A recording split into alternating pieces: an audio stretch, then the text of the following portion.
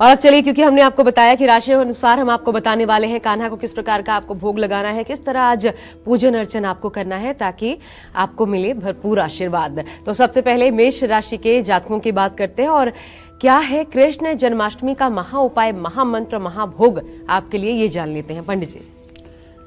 देखिए, भगवान हमारे हृदय के भाव से प्रसन्न होते हैं। मैं आपको कहना चाहूँगा, आप चाहे जिस राशि के जातक हैं, भाव की बड़ी प्रधानता है। वस्तु हो सकता है आपके पास कम हो सकता है ज़्यादा हो सकता है उपचार कम हो सकता है उपचार ज़्यादा हो।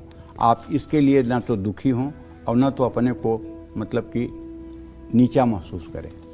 आपका भाव उत्तम होना चाहिए। आप अपने हृदय रूपी कमल पर भगवान श्री कृष्ण का आवाहन कीजिए कि प्रभु आप मेरे हृदय में विराजमान रहिए। ये भाव होना चाहिए। मेष राशि के जातकों को बताना चाहूँगा कि आप विधिवत पुरुष सूक्त के मंत्रों से भगवान का अभिषेक करिएगा आज रात्रि 12 बजे के बाद, और खूब विधि विधान से जितना भी आपसे बन पड़े पूजा करिएगा, कपूर से आरती करिएगा और ओम नमो भगवते वासुदेवाय का अविरल मंत्र जप करिएगा।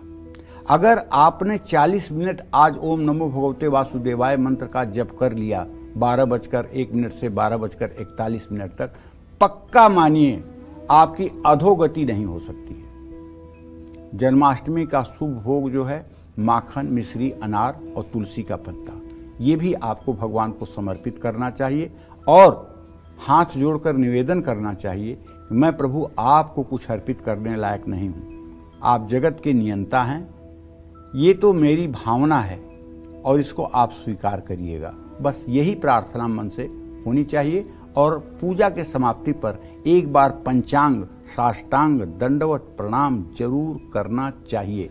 जय मां विंध्यवासिनी।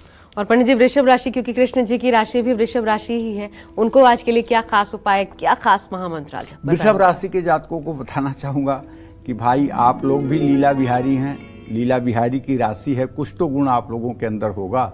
तो ऐसे में आज आप भगवान श्री कृष्ण का बढ़िया अभिषेक करिएगा, ढंग से पूजा करिएगा और उनको खूब बढ़िया मोरपंख की माला चढ़ाइएगा।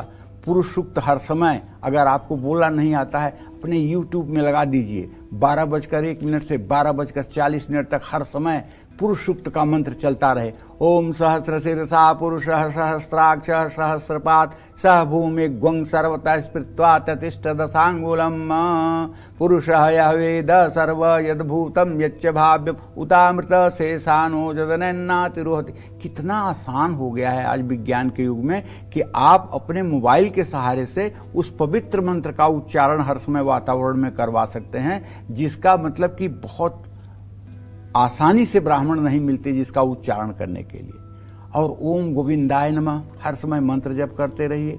रसगुल्ला, पंजीरी, मखाना, जो भी सामग्री आपके पास उपलब्ध हो उसका भोग लगाइए, भक्तों में, श्रद्धालुओं में उसका वितरण करिए और खूब प्रसन्न रहिए, खूब प्रसन्न रहिए, क्योंकि भगवान का जन्मोत्सव है। इसमें आप पूरे परिवार के साथ तन्मय होकर के जन्मोत्सव मनाइए। जय मां विंध्यवासिनी। पंडित जी, आज शो से पहले भी आप कह रहे थे कि किसी चमत्कारिक मंत्र के बारे में आज आप बताने वाले हैं, उस मंत्र का जिक्र करिए। वो कौन सा मंत्र है जो पूरे दिन भक्त जपे तो सर्वोत्तम?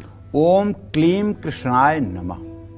क्लीम काम बीज है, कृष्णाय नमः भगवान कृष्ण का मंत्र है, कामना परक मंत्र है। इस मंत्र का जप करने से भगवान श्री कृष्ण का आकर्षण होता है।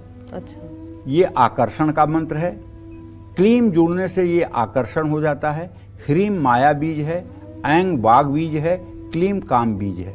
ये सनातन धर्म के 3 बीज हैं। और जब ओम के बाद ये बीज लगता है तो ये मतलब कि जो है कामना परक हो जाता है। ओम क्लीम कृष्णाय नमः, इससे भगवान कृष्ण का जो है आकर्षण आपके हृदय की ओर होता है और भगवान कृष्ण आपके हृदय में विराजमान होते हैं। ये भगवान कृष्ण का मूल मंत्र है। इस मूल मंत्र का नियमित जप करने से सभी रुकावटें और कष्ट दूर होते हैं, जीवन में हर सुख की प्राप्ति होती है। इस मंत्र के जप से नकारात्मक भावनाएं हावी नहीं होती हैं। इस मंत्र के जप से या इस मंत्र को सुनने से व्यक्ति मानसिक तनाव से मुक्त हो जाता है। कृष्ण का मूल मंत्र व्यक्ति के जीवन को सही दिशा देने में लाभदायक है।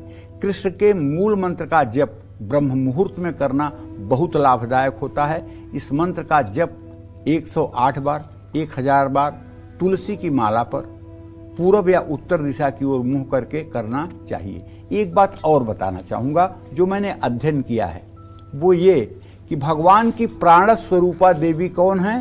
राधा। और उनकी बुद्धि स्वरूपा कौन देवी है? दुर्गा। ये भागवत में प्रसंग आता है, श्रीमद् देवी भागवत महापुराण में, कि भगवान कृष्ण की प्राण स्वरूपा देवी हैं राधा और उनकी बुद्धि स्वरूपा देवी हैं दुर्गा।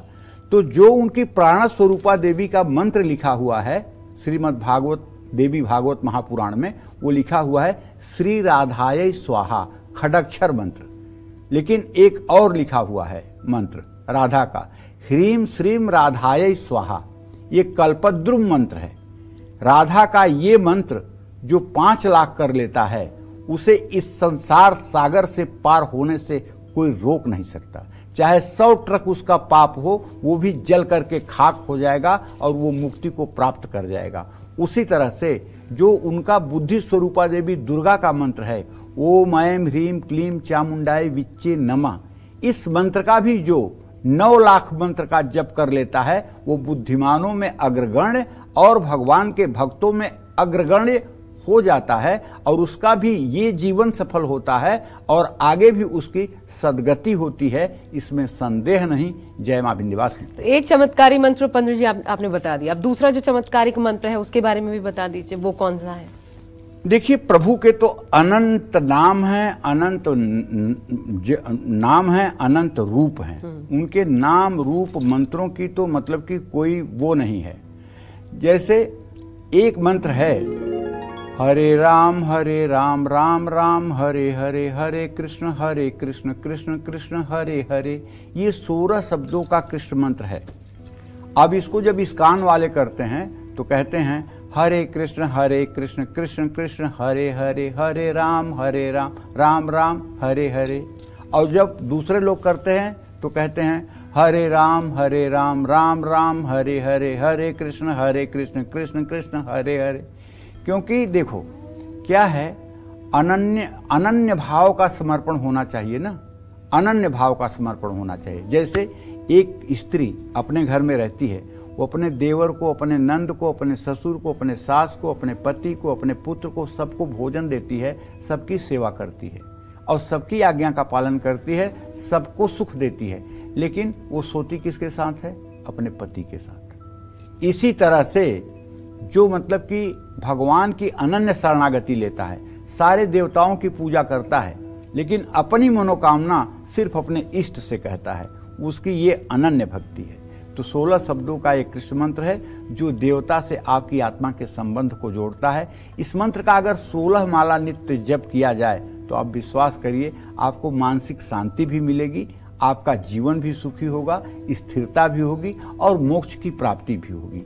इस मंत्र को जपने से काम, क्रोध, मोह, लोभ, ईर्ष्या और अहंकार का नाश होता है। जय मां विंध्यवासिनी। और अगर आप मिथुन राशि के जातक और जानना चाहते हैं कि कैसे आज कृष्ण पूजा आप करें कृष्ण जन्माष्टमी के इस शुभ अवसर पर, तो पंडित जी महा उपाय, महामंत्र क्या है मिथुन राशि वालों के लिए, और महाभोग भी? देखिए, मिथुन राशि के जातकों को बताना चाहूंगा और हर राशि के लोगों को, भगवान के जन्मोत्सव के बाद उनका अभिषेक जरूर करें। अभिषेक करने के लिए पुरुष सूक्त चालू करके और उनका दूध से दक्षिणावर्ती शंख से अभिषेक करें और खूब बढ़िया उनको स्वच्छ जल से अभिषेक करके, सुंदर वस्त्र आभूषण धारण करवा करके, मोर मुकुट लगा करके और खूब बढ़िया भोग प्रसाद जो आपके पास उपलब्ध है समर्पित करके, एक पान का बीड़ा भी चढ़ाएं, कपूर से नंदलाल की आरती करें और ओम क्लीम कृष्णाय नमः इस मंत्र का जितना हो सके अनवरत जप करें। पंचमेवा, खोआ, काजू, केला, पंजीरी, हलवा, भोग, ये सब सामग्रियां उनके भोग में अर्पित करें और बाद में उसे श्रद्धालुओं में बांट दें। वो अमृत रूप होगा और इससे निश्चित रूप से आपको पुण्य की प्राप्ति होगी। जय मां विंध्यवासिनी। और कर्क राशि वाले जातकों के लिए अब कृष्ण जन्माष्टमी पर महा उपाय आपके लिए कौन सा है, आइए ये भी जान लेते हैं। पंडित जी, कर्क राशि वाले जातकों के लिए भी बता दीजिए। देखिए, कर्क राशि के जातकों को बताना चाहूंगा कि आप जन्माष्टमी पर खूब बढ़िया प्रभु का अभिषेक करिएगा, अपने शक्ति सामर्थ्य के अनुसार जन्मोत्सव मनाइएगा और खूब बढ़िया उन्हें एक बढ़िया सी चांदी की बांसुरी चढ़ाइएगा और उसके बाद में मोर मुकुट जरूर पहनाइएगा, नवीन वस्त्र पहनाइएगा, पालने में उनको बैठाइएगा और उसके बाद में जो भी सामग्री आपके पास उपलब्ध हो उसका आप भोग लगाइएगा, माखन मिश्री जो भी आपके पास हो। और हर समय पूजा करते हुए आपके मुंह में एक शब्द चलना चाहिए, यस्य जिह्वाग्रे वर्तते नाम तुभ्यम। क्या मंत्र चलना चाहिए? ओम नमो भगवते वासुदेवाय, ओम नमो भगवते वासुदेवाय नमः, ओम नमो भगवते वासुदेवाय नमः। ये मंत्र हर समय आपके मुंह में चलता रहना चाहिए। और पानी वाला नारियल, माखन मिश्री ये सब उनको भोग सामग्री में अर्पित करिएगा और एक पान का पत्ता अर्पित करिएगा, कपूर से आरती करिएगा। जय मां विंध्यवासिनी।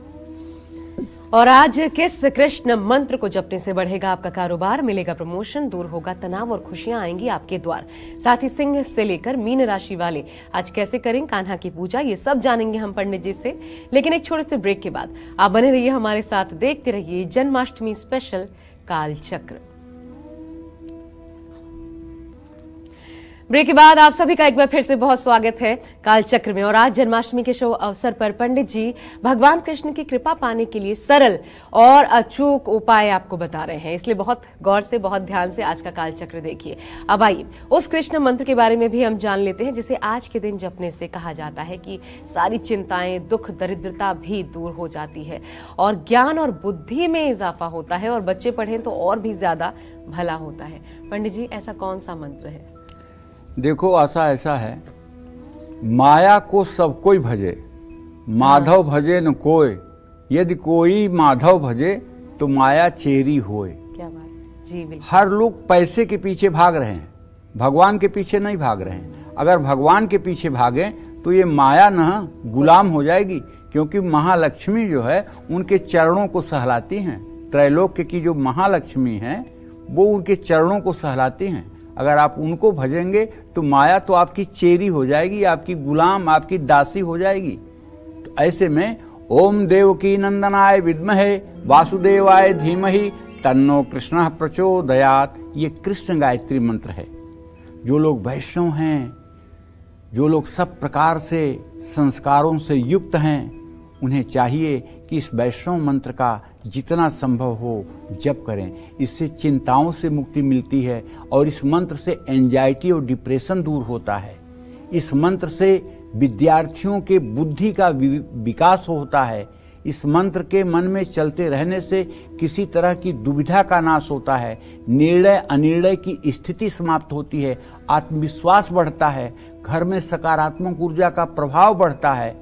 ऐसा व्यक्ति जिस घर में रहता है वहाँ की निगेटिविटी खत्म हो जाती है। विद्यार्थियों और नौकरी पेशा और कारोबारियों के लिए यह मंत्र बहुत लाभदायक है। कृष्ण गायत्री मंत्र का जप एकाग्रता को बढ़ाता है, इसमें कोई दो राय नहीं है, क्योंकि आप जानते हैं गायत्री छंदसाम मातेत, गायत्री वेदों की माता है। इसलिए जब कृष्ण गायत्री का मंत्र किया जाता है तो इसका फल भी बहुत ही पुण्यकारी है। जय मां विंध्यवासिनी। और आज सिंह राशि वालों के लिए क्या है कृष्ण जन्माष्टमी पर महा उपाय, महामंत्र और महाभोग? अब चलिए आपके लिए भी हम जान लेते हैं विस्तार से। पंडित जी बताएं। सभी सिंह राशि के जातकों को कहना चाहूंगा कि अपने पूर्ण सामर्थ्य के अनुसार जन्मोत्सव मनाओ भाई। मेरी बात मत सुनना कि मैं दो बात बता रहा हूं तो इतना करके आप पीछे हट जाना।